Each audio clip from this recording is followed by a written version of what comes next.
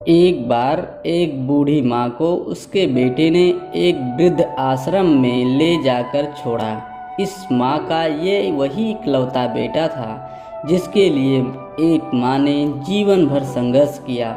इस बेटे के लिए वो सब कुछ किया जो एक माँ को करना चाहिए या माँ कर सकती है, और आज भी अपने बेटे को किसी भी तरह की परेशानी ना, इसलिए आश्रम रहने के लिए भी तैयार हो गई। वृद्ध आश्रम में रह रही माँ हमेशा अपने बेटे को याद करती, मगर बेटा केवल साल में एक बार उसको मिलने जाता या फिर फ़ोन पर बात कर लेता।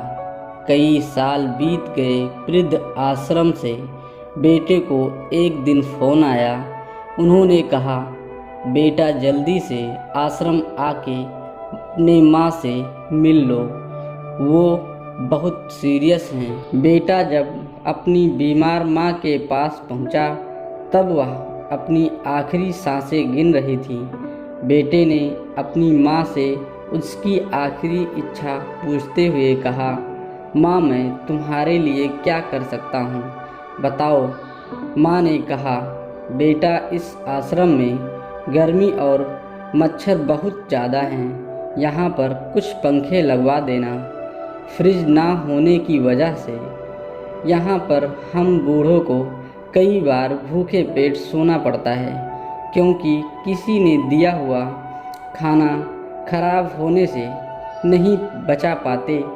तो इस आश्रम के लिए 2 फ्रिज भी खरीद कर दे देना। बेटे ने अपनी माँ की सारी बात सुनी और अपनी माँ से पूछा, आपने इतने साल यहाँ पर निकाल दिए, पर आपने कभी भी यह बातें मुझसे नहीं कही।